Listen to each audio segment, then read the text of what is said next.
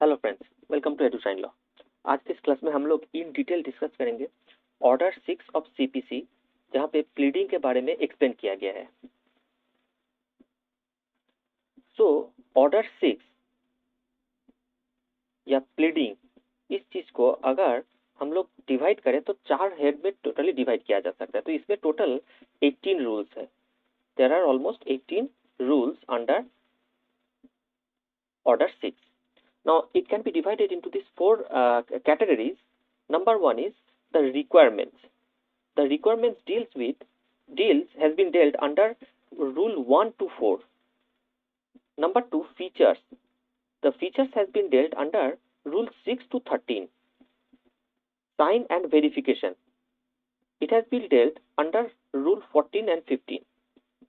And amendment. It has been dealt under rule 16 to 18, 16, 17 and 18. तो देखिए pleading जो होता है, प्लीडिंग में मतलब प्लेंट एंड रिटर्न स्टेटमेंट। तो प्लेंट के बारे में इंडिविजुअली एक्सप्लेन किया गया है ऑर्डर 7 में, एंड रिटर्न स्टेटमेंट में इंडिविजुअली एक्सप्लेन किया गया है ऑर्डर 8 में। But pleading is both plaint and return statement. तो प्लीडिंग के ऑर्डर 6 में जो पॉइंट्स है, जो रूल्स है, they are equally applicable for both plaint and return statement. ठीक है। और प्लेंट के लिए जो इंडिविजुअल एप्लीकेबल जो पॉइंट्स है वो ऑर्डर 7 में एक्सप्लेन किया गया है, एंड इंडिविजुअली रिटर्न स्टेटमेंट के लिए एप्लीकेबल पॉइंट्स को ऑर्डर 8 में एक्सप्लेन किया गया है। राइट। तो देखिए सबसे पहले हम लोग देख लेते हैं ये पहला पॉइंट, रिक्वायरमेंट्स। ठीक है। तो रिक्वायरमेंट्स में क्या बोला गया है? द रूल 1 ये कहता है कि plaint and return statement is pleading. तो रिक्वायरमेंट्स में किस रूल से किस रूल तक है? Rule 1 to 4। अब देखिए यहाँ पे एक चीज है, रिक्वायरमेंट्स में जो है रूल 1 to 4 और फिर फीचर्स में आ गया रूल 6 to 13। तो यहाँ पे रूल 5 मिसिंग है। ठीक है। Now if you look see the bare act, you will see rule 5 has been repealed. Rule 5 does not exist anymore. Right? ठीक है। तो रिक्वायरमेंट्स में सबसे पहले आता है रूल 1 में ये कहा गया कि plaint and return statement is pleading. अब इसकी रिक्वायरमेंट्स क्या है? मतलब कि जो मोस्ट बेसिक रूल्स है वो क्या है कि the material facts of the case has to be given concised and paragraph format में। ठीक है। कोई भी एविडेंस या फिर कोई भी पॉइंट ऑफ लॉ इसमें देने की जरूरत नहीं है। It only consist point of fact.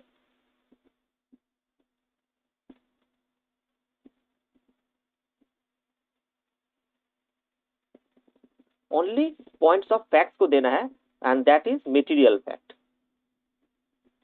जो नेसेसरी है, जो जरूरी है।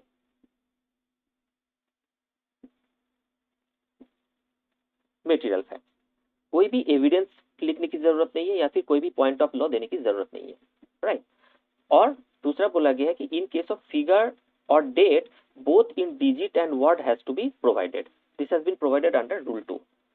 रूल 3 ये कहता है कि इसका जो प्लीडिंग का जो फॉर्मेट दिया गया है वो अपेंडिक्स में दिया गया है, and that has been mentioned under rule 3। और चौथा ये बोला जा रहा है कि अगर कोई fraud, misrepresentation, undue influence, breach of trust, ये एक्यूजेशन होता है, ये अगर दिया जाता है तो फिर किस मैनर में वो किया जा रहा है या किस डेट पे वो हुआ है, जो भी पर्टिकुलर जरूरी है वो पर्टिकुलर्स देना पड़ेगा। नॉर्मली ये पर्टिकुलर्स देने की जरूरत नहीं पड़ता है, लेकिन अगर ऐसे कोई केसेस हो तो उसमें ये सारे पर्टिकुलर्स जो जरूरी है वो देने की जरूरत पड़ता है। And the list is not exhaustive. This list is not exhaustive. जहां पे भी इस मैनर को देने की जरूरत पड़ेगा वहां पे ये पर्टिकुलर्स देने की जरूरत पड़ सकता है। ठीक है। This is the most basic requirements. अब हम लोग फीचर में आ जाते हैं। फीचर किस रूल से किस रूल तक आता है? Rule 6 to 13। ठीक है। तो देखिए कोई भी condition president need to be contested. जैसे for example suppose there is a contract of making a house. ठीक है। The contract is between A and B. A ने कॉन्ट्रैक्ट लिया है बी के लिए घर बनाने के लिए, बट एक कंडीशन मेंशन है कि the house need to have a swimming pool. लेकिन वो स्विमिंग पूल नहीं बनाता है और वो घर बना के वो बेचने की कोशिश करता है। तो फिर अगर वो कॉन्ट्रैक्ट बनता है और उस कॉन्ट्रैक्ट में बी को ये कंटेस्ट करना पड़ेगा कि घर का जो कॉन्ट्रैक्ट बनाया था उसमें कंडीशन ये प्रेसिडेंट था कि एक स्विमिंग पूल होना पड़ेगा, that condition president need to be contested. दूसरा बोल रहा है कि दो no there should be no alteration without amendment. अब देखिए इस अमेंडमेंट ऑफ प्लीडिंग को लेकर के एक सेपरेट करके एक कैटेगरी बनाई गया है यहाँ पे, अमेंडमेंट, जो एक्सप्लेन किया गया रूल 16 टू 18 में। तो अमेंडमेंट के बारे में हम लोग इन डिटेल्स डिस्कस करेंगे रूल 16 टू 18 में, ठीक है। देखिए next is bare denial of a contract means the denial of existence of contract and not the legality of the contract, ठीक है। तो कोई भी केसेस में अगर कॉन्ट्रैक्ट एक मेटेरियल फैक्ट एक इशू है, तो फिर अगर जो कंटेस्टिंग पार्टी है वो डिनाई करता है, तो फिर उसका मतलब होगा कि वो कॉन्ट्रैक्ट ही एग्जिस्ट नहीं करता है। लेकिन अगर उसको ये कहना था कि वो कॉन्ट्रैक्ट इलीगल है और इरेगुलर है, वॉइड है, तो उसको स्पेसिफिकली वो कंटेस्ट करना पड़ेगा। सिर्फ ये कंटेस्ट नहीं कर सकते उस केस में कि देयर इज नो कॉन्ट्रैक्ट, ठीक है। Next, effects of documents need to be stated. कोई भी डॉक्यूमेंट अगर उसमें दिया जा रहा है तो उसके जो इफेक्ट है वो स्टेट करना पड़ेगा। In case of malice, fraudulent intention, knowledge to be stated generally without going into the details of circumstances from which this is being implied, ठीक है। सिर्फ इतना मेंशन करने की जरूरत है कि ये दिस थिंग्स एग्जिस्टेड। अब किस चीज से ये पता चला, किस चीज से ये इम्प्लाई हुआ, वो देने की जरूरत नहीं, that will come under trial. जब ट्रायल होगा तब वो एविडेंस के तौर पे तब वो प्रूफ किया जाएगा। लेकिन यहाँ पे प्लीडिंग के बेस लेवल पे, प्लीडिंग के स्टेज पे वो एविडेंसेस या ये सब देने की जरूरत नहीं है। Number 6 is where notice is required, it is to be mentioned. For example, in case of section 80, जहाँ पे सरकार गवर्नमेंट के खिलाफ अगर कोई सूट फाइल होता है तो उसके लिए 2 महीने की नोटिस देने की जरूरत पड़ता है, ठीक है। तो उस केस में ये मेंशन करना पड़ेगा कि हाँ 2 महीने की नोटिस हमने दे चुके हैं और उस नोटिस का कोई रिप्लाई नहीं आया है या फिर उस नोटिस से कोई काम नहीं हुआ है, ऐसे मेंशन करने की जरूरत है। और अगर ऐसे केसेस में ये मेंशन नहीं किया जाता है तो that can be fatal, suit dismiss भी हो सकता है, ठीक है। नेक्स्ट इज इम्प्लाइड कॉन्ट्रैक्ट और relation to be stated generally. बहुत बार ऐसा होता है कि there is a series of letter, there is a series of letter.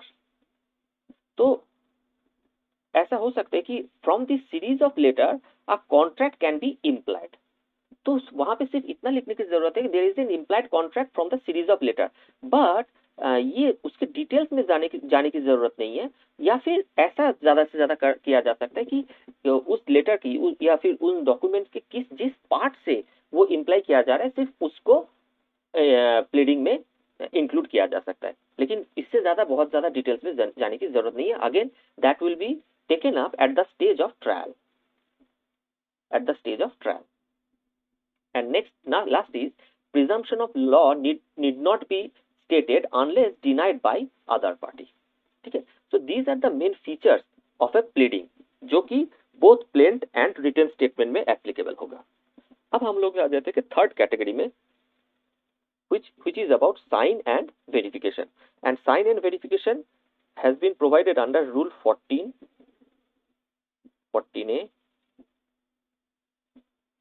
15, right. तो क्या बोल रहा है कि 14 में pleading is to be signed by and dated by both party and pleader where pleader is available. और अगर पार्टी अवेलेबल नहीं है, अगर पार्टी अवेलेबल नहीं है तो पार्टी द्वारा कोई authorised agent, duly authorised agent भी साइन कर सकता है। अगर पार्टी अवेलेबल नहीं है तो ऑथराइज्ड एजेंट।